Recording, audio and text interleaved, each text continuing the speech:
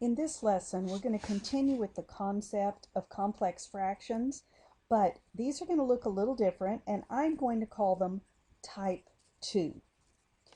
When they are, it's a complex fraction, so I've got my fraction line, and I have a fraction on the top or the bottom or both, but if it is what I'm calling type 2, there will be a sum or difference of fractions.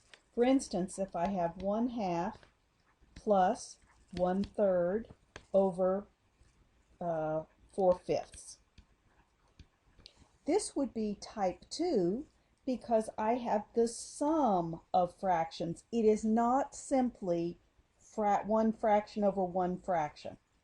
It could look like this, or it could look like 1/2 plus 1/3 over 2/3 plus 4/5. Either way, or maybe this could even be a minus. There's more than just one fraction over one fraction. The method that I'm going to teach you for simplifying this, there's more than one way, but I'm going to teach you this method that goes with type 2. It's a little more complicated. I'm going to do this problem. I'm not going to do this one right now. When you have this, I think the easiest way is to look at each of your little denominators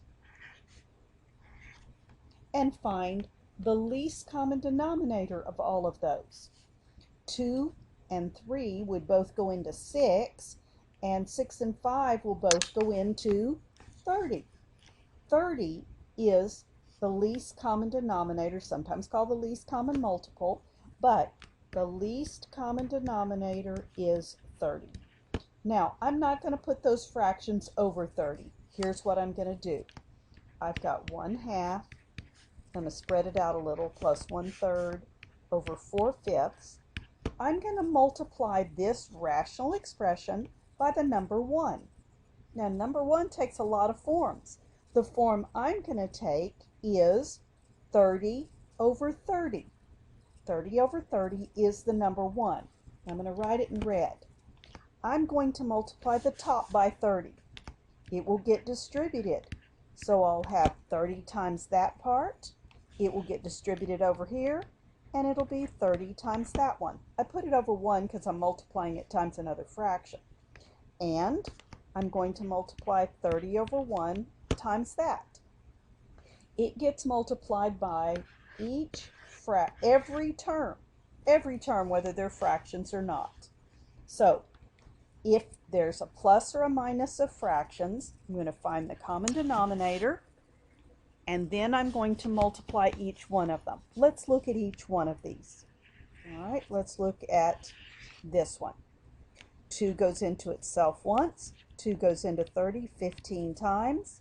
That gives me 15, and it's over 1, so it's 15. Plus, let's look at this one. 3 goes into itself once. 3 goes into 30 10 times. That gives me 10 over 1, which is 10. On the bottom, 5 goes into itself once. 5 goes into 36 times. 6 times 4 is 24.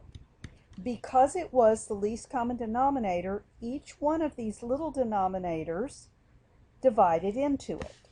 So now I have 25 over 24.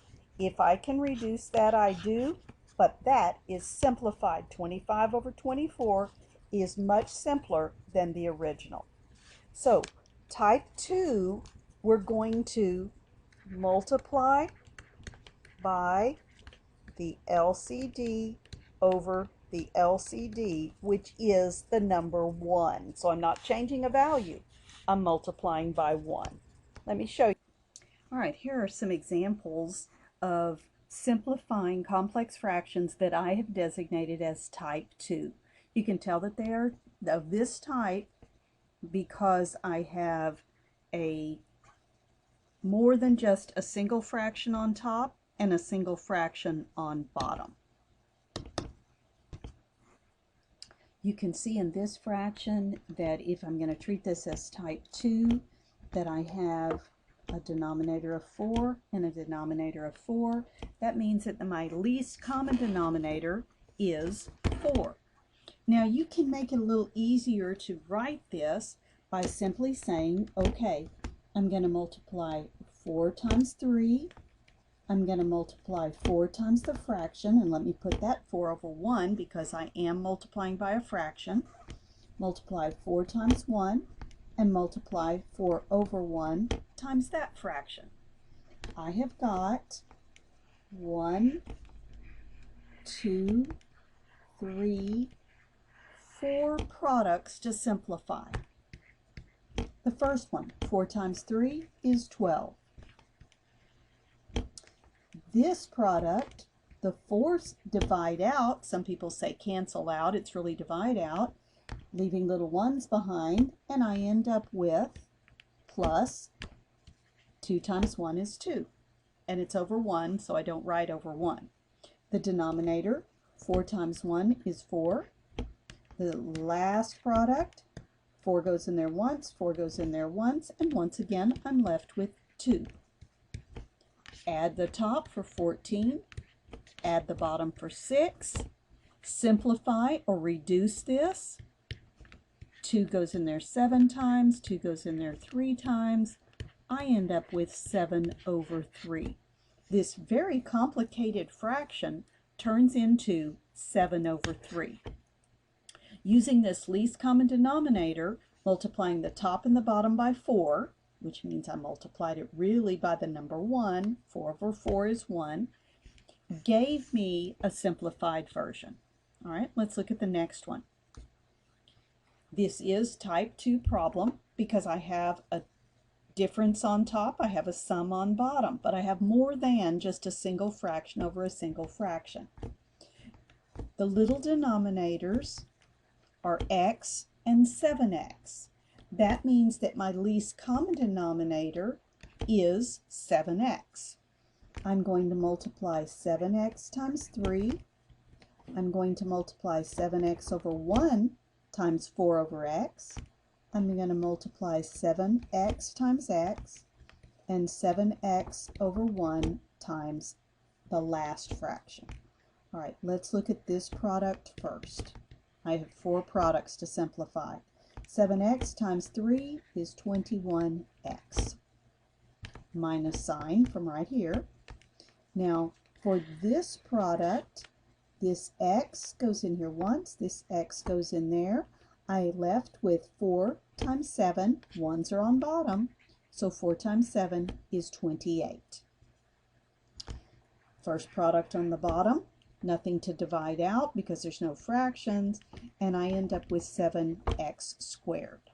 I have a plus sign. Here, 7x goes in there once, 7x goes in there once, and I'm left with plus 5. I check to see if I can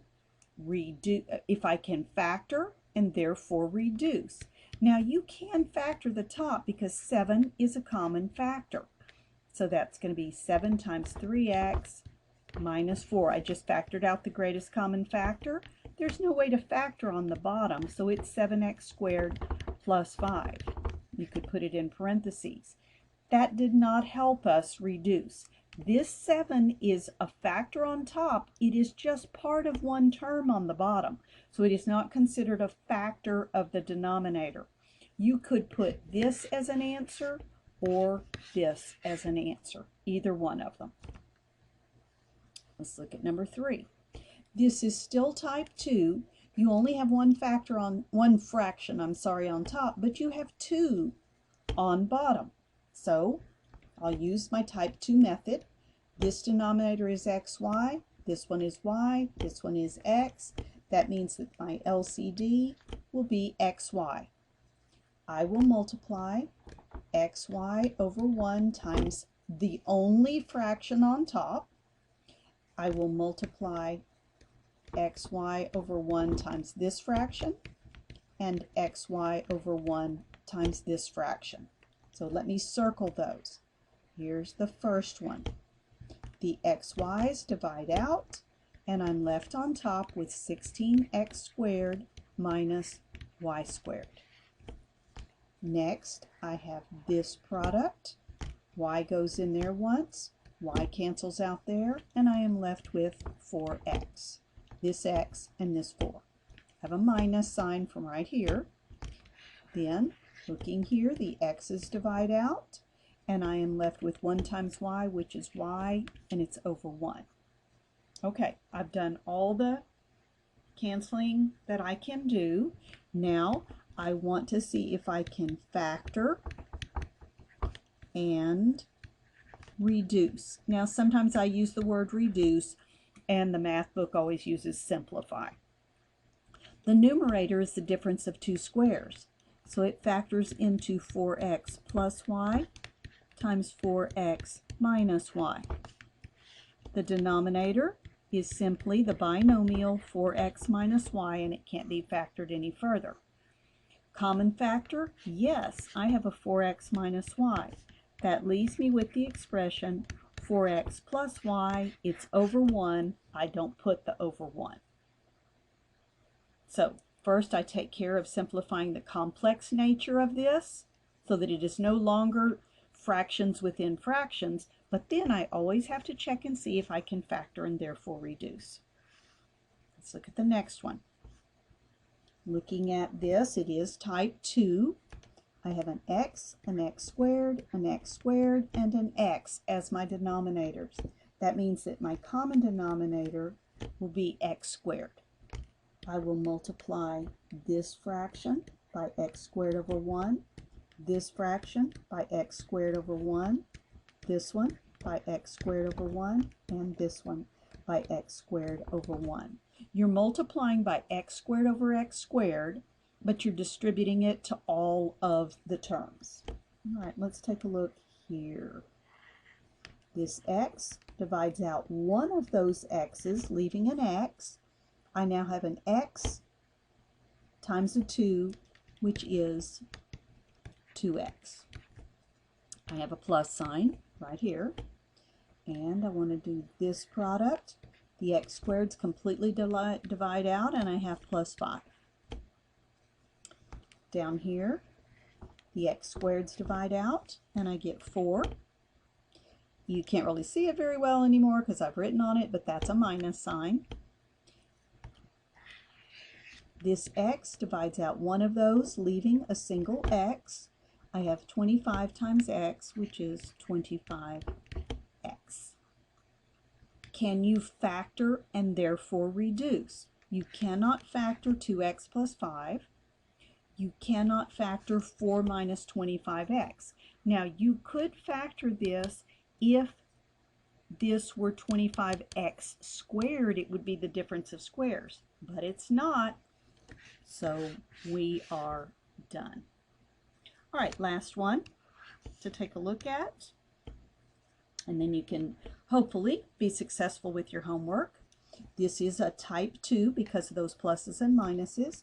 Here's a denominator of x, denominator of x squared, denominator of x squared. This has a denominator of an implied 1. So that's not affecting my least common denominator. The least common denominator is x squared. So I'm going to multiply x squared over 1 times that one, x squared over 1 times that one, x squared times that term, and x squared over 1 times that one. All right, let's take a look at each of those. Whoops. Oh, sometimes I open things. I'm so sorry. You don't want to see that. All right. If I look at this x divides out with one of those, leaving an x. So this gives me x. The next one, the x squareds divide out, and I get a plus 4. That's for that product. Here, I have x to the third because there was nothing to cancel out there. There were no fractions involved. The last one, x squareds divide out, and I get plus 64. All right, that gives me a numerator that I cannot factor, x plus 4. The denominator, and you may not have thought of it in a little while, but this is the sum of cubes. The sum of cubes factors into their cube roots, x plus 4, and then the trinomial, and the trinomial is this quantity squared, x squared, always the opposite sign, so change the sign, the product of these, 4x, and the square of this one, plus 16. You might need to go back and review sum or difference of cubes. All right, these divide out, leaving little ones behind. That gives me 1 over x squared minus 4x plus 16. And that is my simplified complex fraction. It's no longer complex. Okay, hope that helps. Work on those 5 homework problems for 7.7.2.